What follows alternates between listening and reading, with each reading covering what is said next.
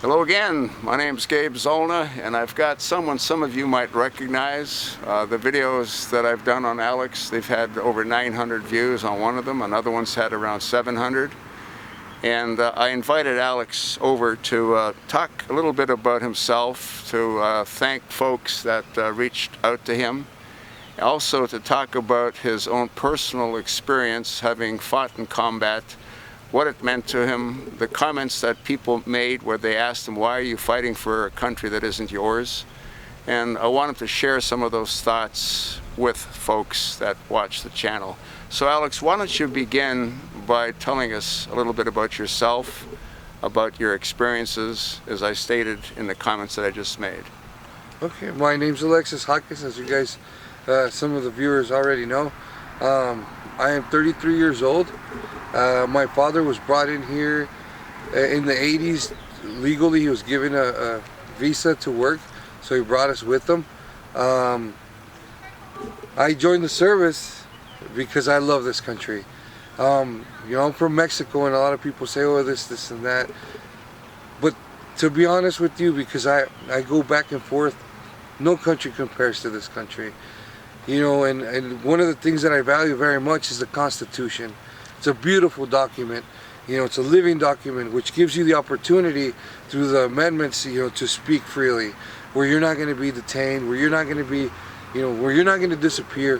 Also, you got the Second Amendment.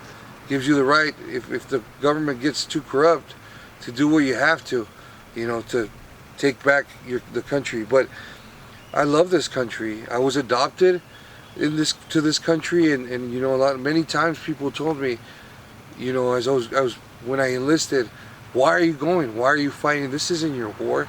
You're not an American. You know what? I might not have the legal paperwork right now.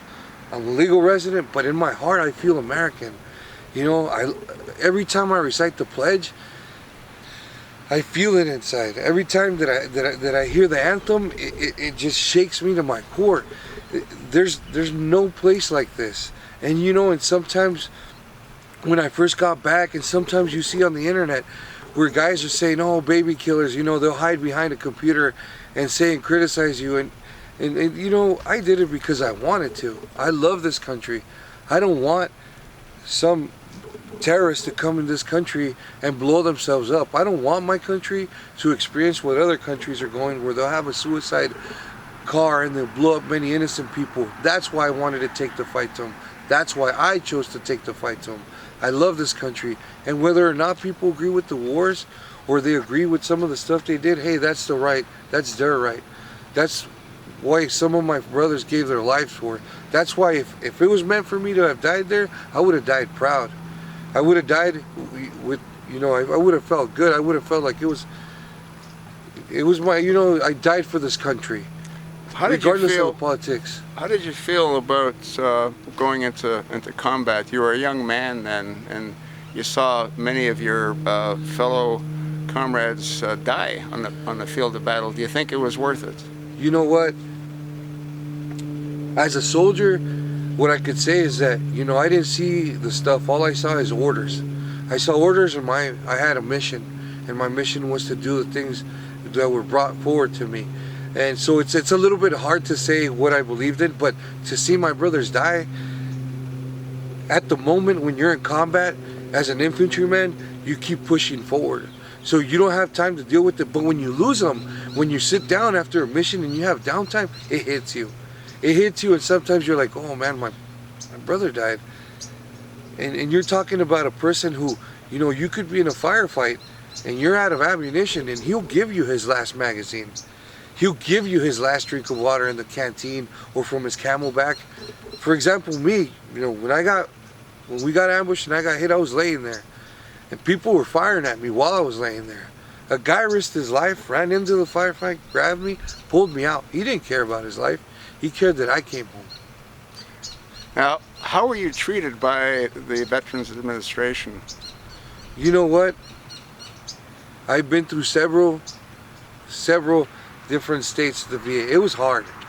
You know, at the beginning, it was more like, here, have pills, and it was like I was a zombie. What kind of pills were they giving you? Man, Psychotropic drugs? Yes. psychotropic drugs, opiates, you name it. I've been through almost. When I got hurt in 2003, you could literally any and every pill that's come out from 2003 and up, they've tested on, because sometimes before it comes out on the market, they're giving them to us while you're in the Army or while you're in the VA system. And Seroquel, Zoloft, Lexapro, you could name them and I could tell you that I've had them. And the problem is, they throw all these pills at you. And before the military and everything, I never did drugs or anything, and they're giving me these medications that I'm sitting there, I don't even know what's going on. I'm slobbering on myself. Parts of my body is feeling numb. I don't know what's going on. And they're just constantly. So what they would do is like, oh, you're not sleeping? We're going to give you some sleep medication. And then when you tell them, oh, well, this sleep medication is doing this to me and I'm having nightmares, okay, we're going to give you this sleep medication and we're going to give you this pill for nightmares and we're going to give you this pill to counteract those side effects. So, in the beginning, when the VA was coming out, they were just throwing pills at me like they were popping candy. And, sometimes you would get to a doctor who's getting ready close to retire, not really caring. He'd be like, hey, so do you want to try some Valium? And it blew my mind. Yeah. You know what the government's done? Any military man that was given psychotropic drugs can't have the right to the Second Amendment. Are you aware of that? Yes, sir. I'm no longer taking psychotropic drugs. Doesn't matter. The fact that you took them. Wow. The fact that you took them. I've done videos on that, Alex.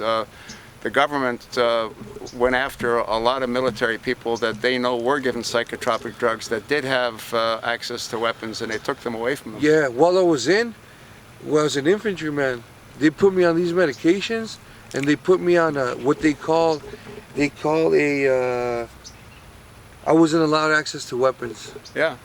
So you're telling me that your experience with the Veterans Administration in a number of states was less than ideal. What states were you making reference to? I went through the VA in Oklahoma. I went through the VA in Texas. I went through the VA in Arkansas. And I went through the VA here in Arizona. The VA where it changed for me a little, but it was only a department, was in the Tucson VA. The polytrauma team, which was a focus team on head injuries, was like different. They helped me, but outside of that, going to Phoenix was a death sentence. Every time that I have a problem, they try to throw me in the psych ward in Phoenix, and it's nasty. So your overall experience with the VA was less than ideal? Yes, sir. Right. I was fighting them with my claims, and they would say, oh, he's highly suicidal, or he's in real bad shape. So when I would show up for a interview for the claim, and even though I had all these problems, if I showed up, showered, clean, shaved, with tied shoes, they say he's a high suicide risk. He makes snap decisions based on the things that are suffering him, but we're not going to increase his rating because he's got good hygiene. Yeah. This is how ridiculous it is. You could be borderline crazy. You could be but they want you to be pooping your pants. You could have all these mental problems, but if you shower and you change, to them, you're not that crazy. Do you have any friends that were in the military with you that were wounded, that experienced similar kind of unfortunate events? Yes, sir. I have one gentleman. He was going to check the Humvee. They were going to do a mounted patrol. He's well known. His name is Eric, and this gentleman got on his Humvee to check everything, that everything was okay, and a mortar landed directly behind him. Took the shrapnel, lost about 40% of his brain, and the Army gave him 30% disability, and the VA gave him 100, but the Army pretty much screwed him, and he just sucked it up because it's 100% from the VA, but this gentleman should have been 100% from the Army. Yeah. All right, so here's what I'd like, Alex.